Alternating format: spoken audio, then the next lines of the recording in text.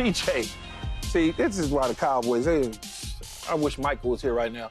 Are you confident, though, TJ, that the Cowboys and Micah Parsons can get a deal done and soon? Schottenheimer in the meetings, in them staff meetings, he hear what's being said, and this is going to take some time, so let me just go ahead and say that. Am I confident? Yeah, the Cowboys, they going to milk it. They going to make it an off-season ordeal. But for the most part, they normally pay their guys. And so, to me, Micah Parsons is the best player on that football team. It's not Dak Prescott. It's not CeeDee Lamb. I believe it's Micah Parsons. And so they'll figure out a way to get a deal done. But to me, Micah Parsons is probably going to want to be the highest paid non-quarterback in the league. So you might want to get this done now, because if Jamar Chase's contract get done prior to it, now his price has jumped up. Yesterday's price is not today's price. Yesterday's price is not today's price. Say that again? Yesterday's price won't be today's price. And so if they are smart, they will be very proactive to try to get this done immediately. You don't want to have an ordeal that you had last year with CeeDee Lamb. It's going into training camp. He not in camp. Season don't start off well. And it's repeating itself. The difference with CD, though, they didn't start till later. They're actually starting right now. We hope. Well, that's what they say. They say it started already. And then what was the disclaimer? These things take a lot of time. Yeah, but CD, they didn't start CD till late. They was like not even, it was weird. They wasn't even really interested in getting CD done, but we knew they would get him done even though he missed a little bit of training camp. I think Micah Parsons, I'm confident they will get a deal done, because if you told me that they were not having any conversations at all right now, yeah, I would be skeptical and a little nervous that they would try to move on from him and trade him and look at maybe getting some other pieces like Carter from Penn State or something like that. But I don't see where the talks are going to completely break down before the draft to the point where they're going to be looking to move on from him and trade him. So I think the deal gets done.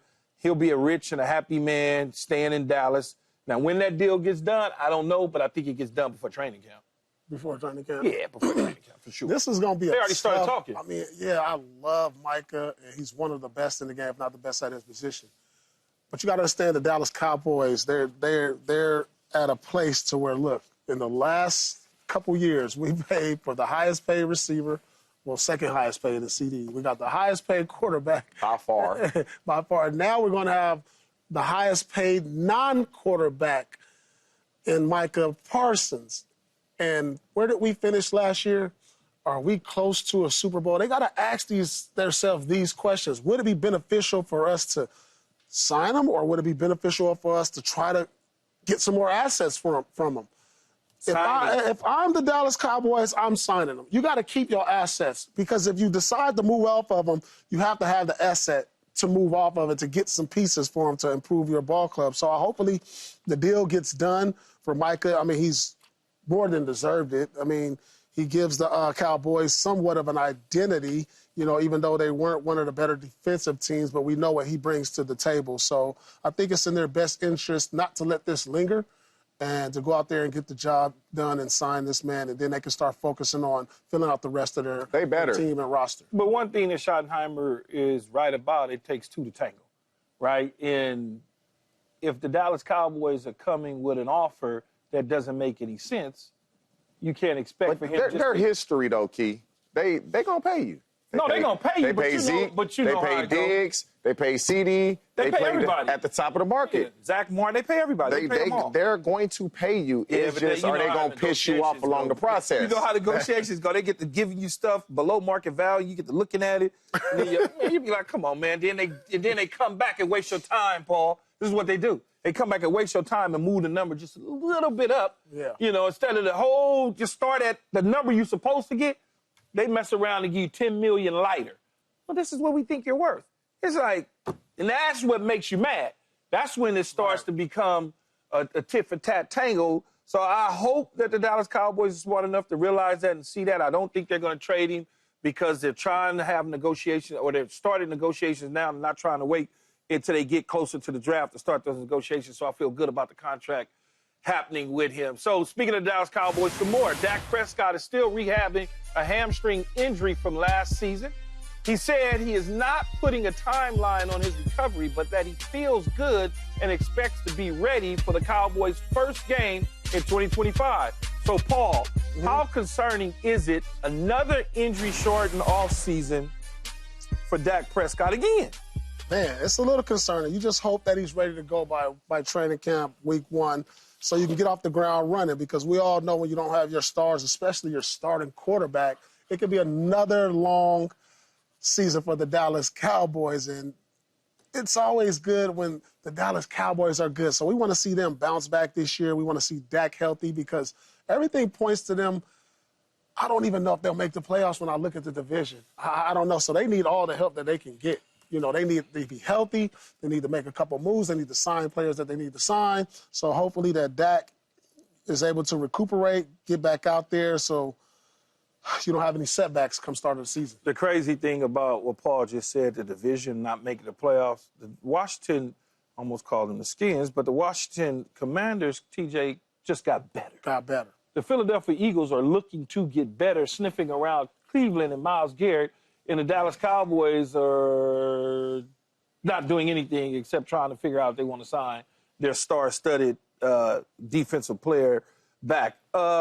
I don't worry about Dak Prescott because we're not dealing with a Lamar Jackson, Josh Allen, Jalen Hurts type quarterback in these situations. This will probably make him even a much better quarterback from the pocket than he's been in the past, because every injury that he's had that I can think of outside the finger has been the lower part of his body. And so now he knows that he's got to stand in there a little bit longer now to deliver the football and not be so herky-jerky and trying to get out of the pocket. He's got to actually stand in there, take the shots, look down the gun barrel, and deliver the football. So I think he'll be much better than he was a year ago, just because this injury is going to help him. It's a hamstring. Like, they trying to act like... Yeah, it's a hamstring off the bone, though. Yeah, but that's 2.5, 3 months. I did that. And so he gonna be in OTAs. He's gonna participate in OTAs. And so... I don't even sound right, that. A hamstring off the yeah, bone. like... The meat off the bone. To me, it's not his elbow, it's not his shoulder, it's nothing with that right arm, so he's going to be fine. The thing with it, when Dak Prescott makes $60 million a year, the expectation is to play like you're making $16 million a year. The expectation is I don't care who Philly is getting. I don't care what Washington has done. We got $60 million in Dak. And so that's what it should be. Right. That's what you paid him for. Yeah. Like, you just said the Eagles are trying to get better by trading for Myles Garrett. And we up here wondering, are the Cowboys going to sign Micah Parsons? That's the difference. The Eagles, they're not resting on a Super Bowl title. They're trying to improve. Mm-hmm. I don't know if the Cowboys make the playoffs. They're going to be behind Philly for sure. They're going to be behind Washington for sure. Fighting the Giants for third. And so now... And there's other teams in the NFC. And there's other teams in it. Detroit Lions going to get Hutch back. Green Bay, Detroit, Green Bay, Minnesota. the Rams, the Niners, the Vikings. Like, there's just so many teams. And so I don't even know participating the whole offseason. Is it going to matter? Yeah. And I believe he'll be ready. I believe he'll be ready to go. Right. But everybody else is improving. And we sitting up here talking about, are they going to sign their best player? Now it's time for us to tip our hat to our colleague from Fox, Jimmy Johnson, who announced his retirement today. He spent 31 seasons with Fox Sports and was a cornerstone of our NFL coverage. Congratulations, coach, colleague, on a fantastic career here at Fox. Jimmy, we will certainly miss you for sure, 1,000%.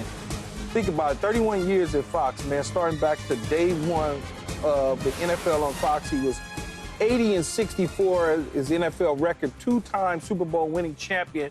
I'll give him a third one, even though he wasn't coach of that team, but he put the team together with Barry Switzer and company.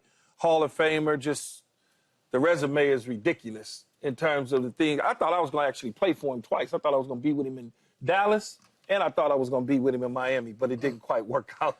2 times? What? Yeah, because Dallas, I thought, man, they can draft me. You know, I just didn't know. I was young. And then in Miami, I just figured, okay, he went to Miami. They got a shot to draft me too, you know. But it just didn't work out quite that way. But congratulations to Coach and everything. So subscribe here to get the latest from Speak, and go watch a few segments from our other shows on FS1.